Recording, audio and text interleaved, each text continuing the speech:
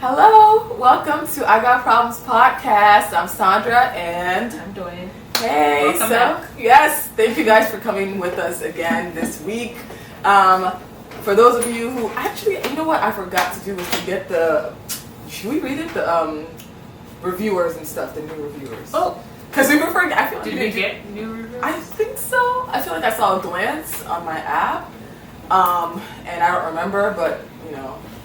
I don't really read it like that, but thank you so much for those of you who have reviewed us recently, in the past, who might review us after listening to this. Thank you in advance. And for everyone who doesn't know, we do have a YouTube channel. It's sort of new, like maybe a month or two. We're really actively posting on it now, only because quarantine is kind of giving us a little space to be outside now, but not that much space because y'all should still be socially distancing yourselves. But that being said, we do have all these other platforms that you can listen to us outside of just, you know, the regular places. You can still watch us, you know, sometimes it's better to see us, you know, talk in person. You get a feel like you're in the room. And yes, give us thumbs up on YouTube and, you know, subscribe and give us nice reviews. But do we have anybody? I got 3 shout outs. I don't know if these are old, so I apologize for doing them again. Go ahead. One is from The Girls Are The Girls Are Talking. Apparently they loved this episode about the Black women at work episode, and they said Black women need to listen. Well, I'm guessing that it's Black women. They just said Black, they omitted a word. Oh. Maybe Black people, maybe Black women. Yes, listen, I agree. The theme podcast said fun, witty, but educational. The fetish episode pushed down the stairs, who knew, LOL. If you don't know what we're talking about, go listen to that episode. Fetishes. They have great chemistry and topics. They take serious subjects, but examine them with humor. I'm a fan. Thank you so much. Keep listening. We have one from J.M. Mercer. Great conversations and topics. Really easy to binge these episodes. Do yourself a favor and have a listen. You won't be disappointed. The Identity Podcast. Thank you very much. Thank you to our fellow podcasters who took the time to, you know, speak positively about us.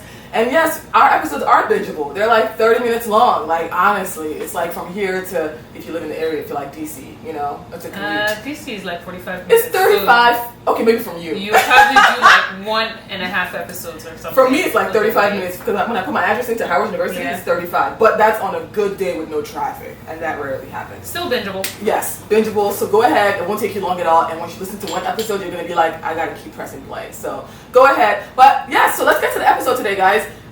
This is Doyin's forte. I'm gonna let her take the ball on this one, and just let her feelings out, and I'll just be a co-supporter. Well, I'm gonna say how I feel too, actually, because it's kind of relatable. But you mean with the guy turning his lips upward?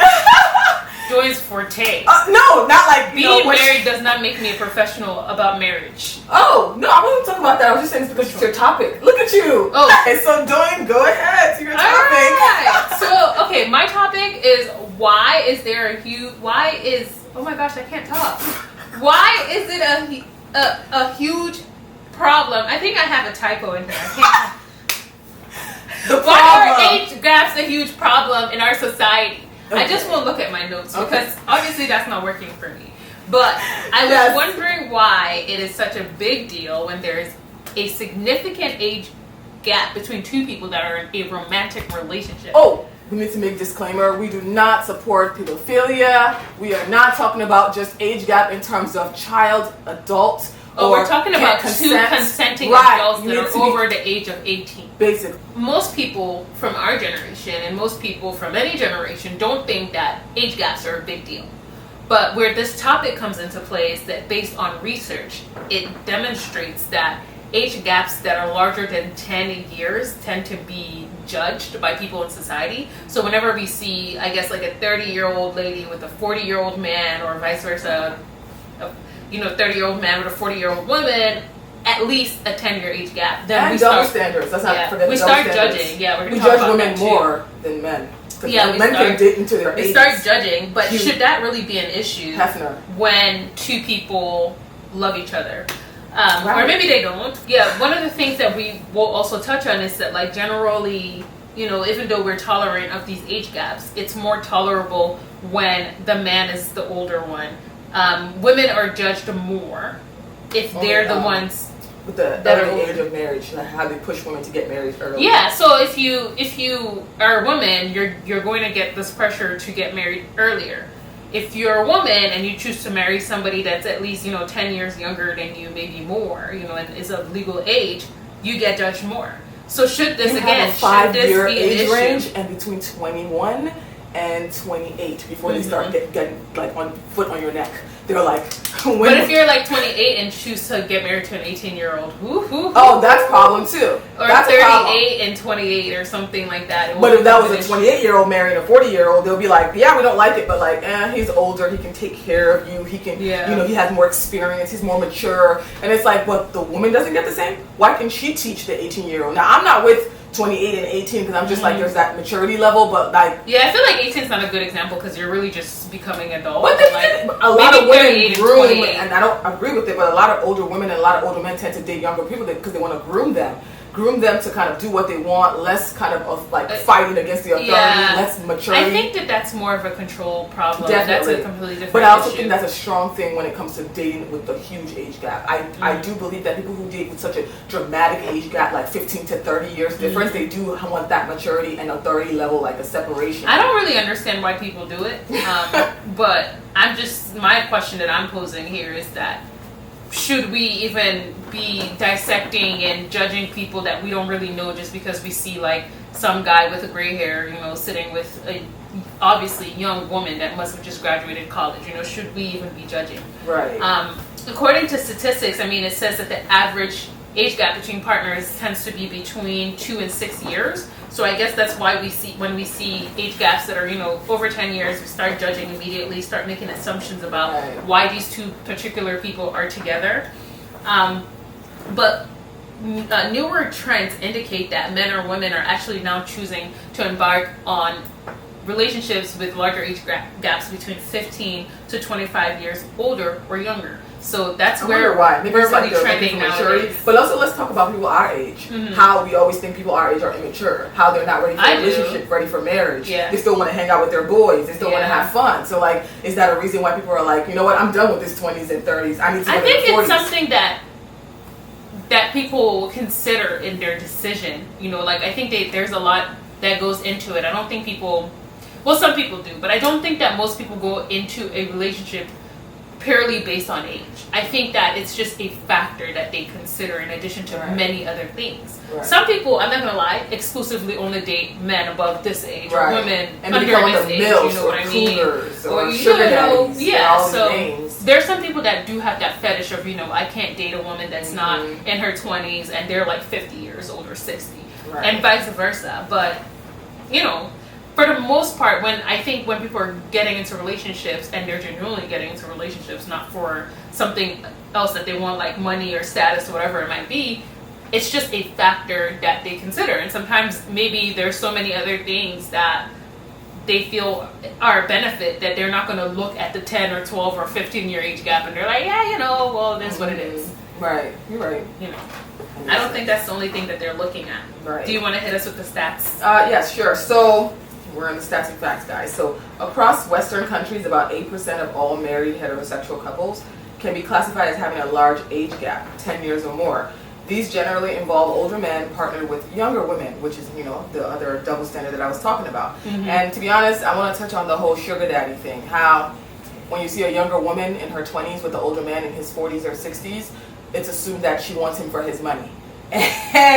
And that's what I assume. See, so it's like a general thought, and I don't think it's fair to those people because truly, I won't even lie. I did have a seeking arrangements account for sugar daddy, but that was in college because I was looking for money because I was just like, I'm broke. Somebody help me out. I need money for these books. Yeah. And is our producer giving me a stink face over there? No, I was like, nobody. You say you have sugar daddy. That's what you're looking for. Okay, I'm she said in college. Okay. She had an account. Not anymore, but that's only because the sugar daddies come with looking for sugar. Okay, there's no sugar daddy. They don't want no sugar. So I had to be like, how much sugar do I want to give? Do I want to give Splenda, a sprinkle? Which type of sugar? Which level? Sugar cane? Real sugar? Which one? Fake sugar? Did you ever link up with any of the sugar daddies? Actually, yes, I did. I met up with one guy. He was such a nice guy. He was like this, I think, oh God, he might be listening to our podcast actually. You have to say his name. Right? No. I want to say I don't know if it was Cuban or Mexican or something like that, but don't give us too many descriptions. Just say what it was. But he was a really nice guy. I think later on I ended up finding out that he was married, and I don't understand it. His wife, like, most of them are married though. Yeah, he was married to another black woman, and they had like amazing kids, and I was just like, put a break on it. No. But the thing is, like, most sugar daddies are married, and most of them want the sugar, but they don't want love. They're not looking to fall because in they're taken. love. They're emotionally taken. They're purely just looking for something physical, like you said. They have like an entire lives. Because I listened to a podcast episode about this before, where like sugar daddies and sugar babies alike called in and they talked about it. And one sugar baby literally talked about how she got dropped by her sugar daddy because she caught feelings.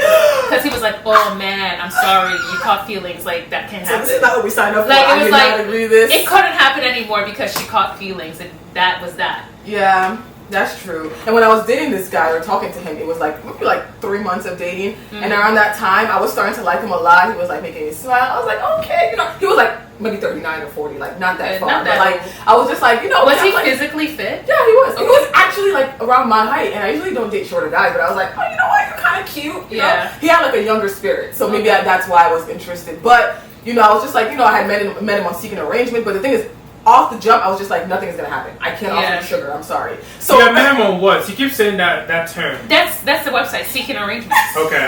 So for the people that, because I don't know. So we're not condoning the use of this website. They're not paying us either. Because I do know that the one podcast that I listened to and this website came up, and that's how I knew about it, Seeking Arrangements. There was a follow-up episode where a man actually cheated on his wife after going on Seeking Arrangements. After he heard it on a podcast.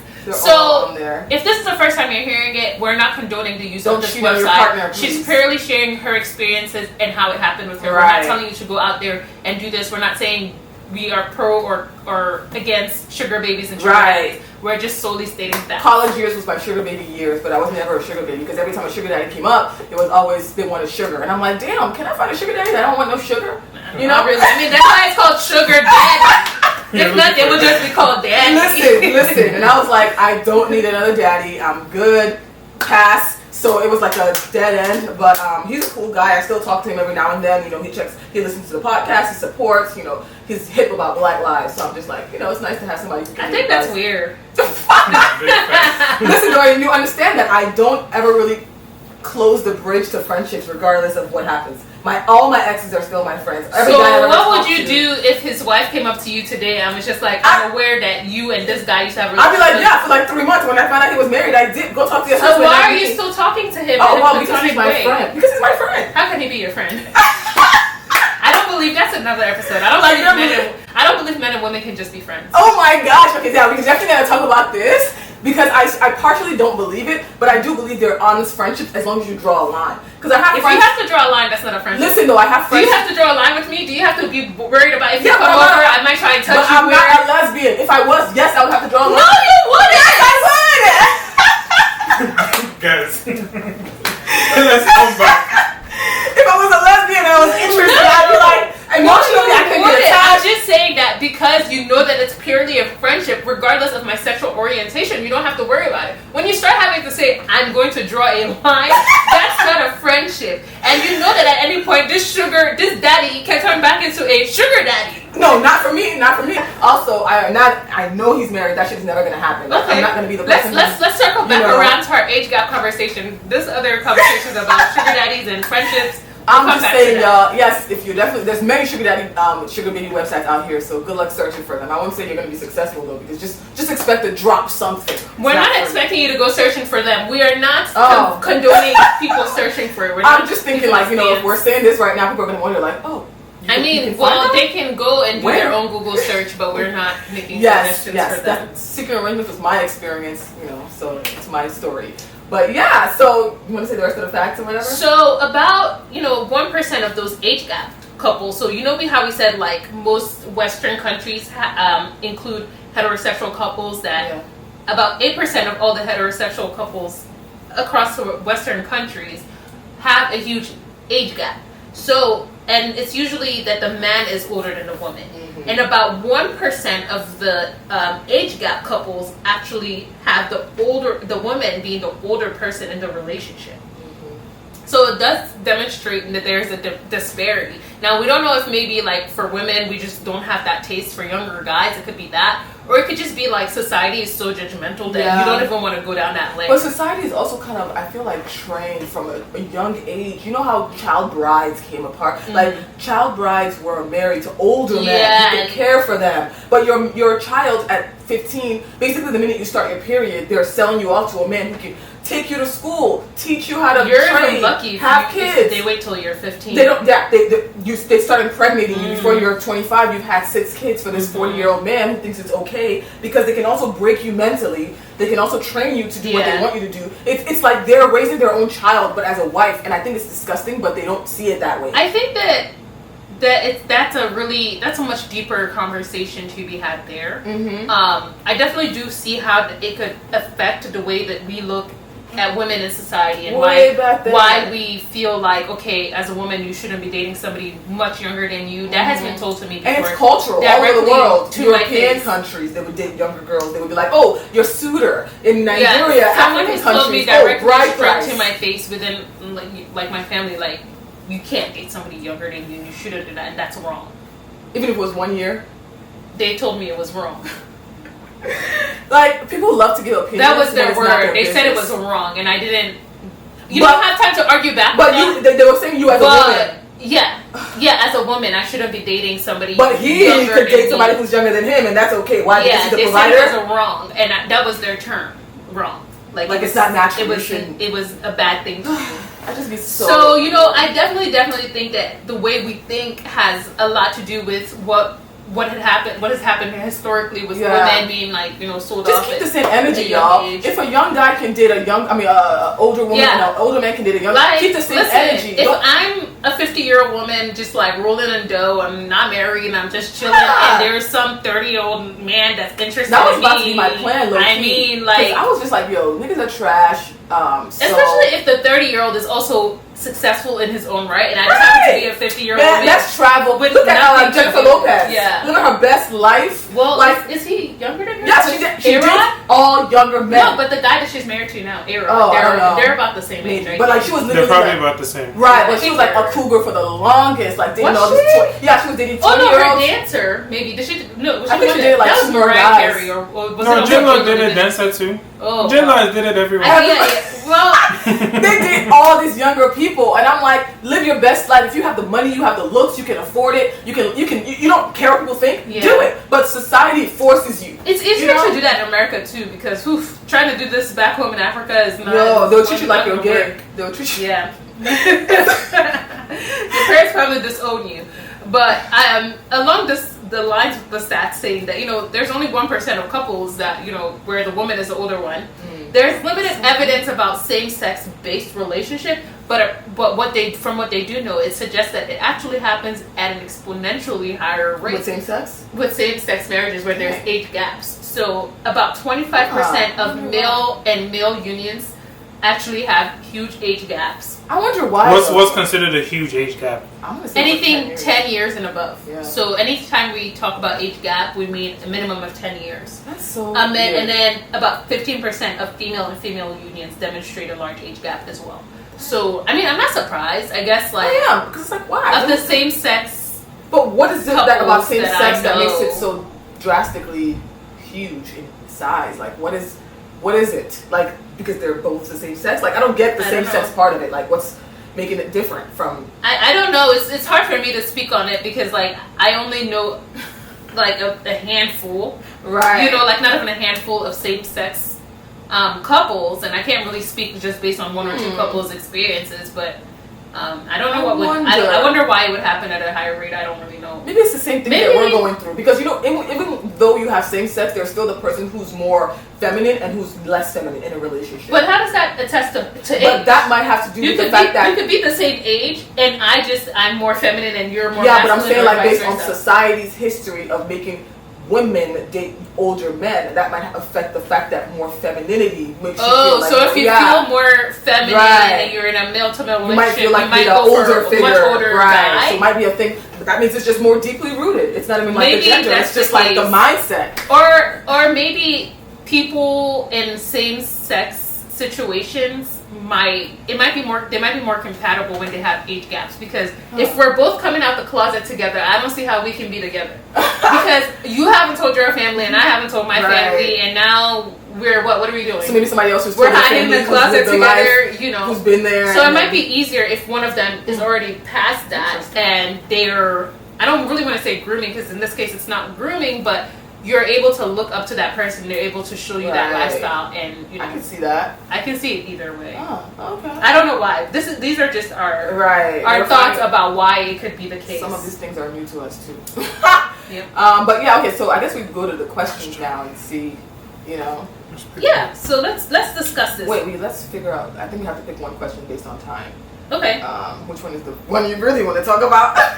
I guess we've touched on the first and the last question, so let's talk about the second question. Where do you think an age gap is enough to impact the success of a relationship? I honestly do believe that when there is one older person in a relationship, it tends to be more successful, regardless of who's the older person, just because of experience. I mean, if you're a mature person who's really aged and aged like fine wine, and you've really gotten the experience out of life, and you've really taken it and made something out of yourself. I'm not talking about people who just get older for nothing. You can get older and nothing changes. That's how we have a lot of men out here who are 40 and still doing what they were doing at 25. So if you really age to a point where you've learned from your experiences, you're a much better person, you have more to give, I feel like that case, it does help. I can't see smiling over there. Like he thinks that what you're saying is not true. No. I don't disagree with you. I'm just laughing because you're like, oh, we have men that are 40 and we have women that are 40. Like, we don't need that. I don't know. I feel like we tend to be more. Women age more. Women stop playing with Barbie dolls at maybe 12. Men are still playing with action figures till 20. Don't even play. And they don't even call it action figures. Continue your point too. They call it Continue your point too. Okay, with y'all's anime and anime here. I was arguing with somebody about why are you still watching anime. He was like, I mean, to be honest, anime is mad mature. It's really mature and really graphic. So I can see how anime's lit though. I don't know who she is. I don't know anime. If I had more time, I would do it too. No. And cartoons. I used to watch One Piece and all that stuff, and I stopped at a certain age.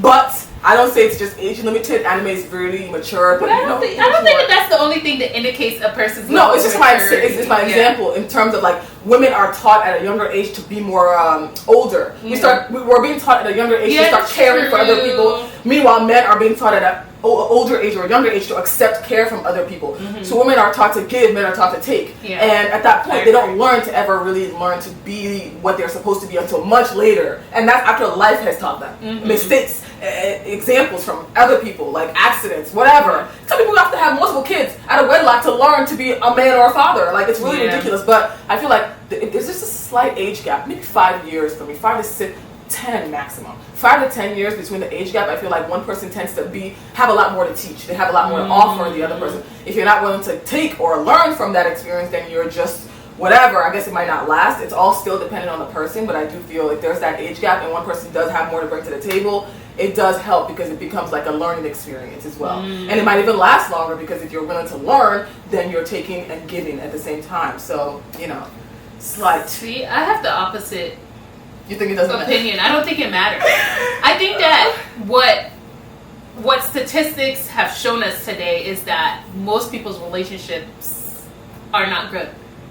Most relationships are headed towards divorce. And those are for the people that are brave enough to go and get a divorce. And that's why our divorce rate is skyrocketing, because it's becoming more and more acceptable. In our parents' age, people just waited around and you couldn't, it was taboo, you couldn't do it, so you were just in a unhappy relationship. And I think that's the next episode, guys. I feel like most people's relationships are unhappy. And so I don't think that having a huge age gap or smaller age gap, I don't think that makes a difference. And but you see how people always say what happened between our parents' generation and this generation and why the divorce rates went high? What was that thing? What was the bomb that It became acceptable to say I no longer feel like I need to be involved. But you think that's the case, or you think a lot of women are now owning more and they have more? Yeah, that's why people no longer have to hide in the shadows, because it's more acceptable. They have their own resources. We're not really depending on one partner to do anything. Because men had to go to war. Women had to stay home and cook. Like now we're more financially independent, and so like we're not tied to that. And if you're brave enough and you have your resources, you're not just gonna stay. And that's also why women marry younger. Because as a young woman women weren't allowed to read at a certain point. They weren't allowed to go to school. They didn't have education. So really, you were just being raised from birth to be a caregiver. So when you have to get out of your parents' house, where are you going next? Homeless? You're gonna go straight into a man's house to take care of him. Exactly. So I think that regardless of the dynamic of your relationship, every relationship presents challenges. And so to say like it's because of this age gap that this didn't work out, maybe in your unique situation, yes, but I don't think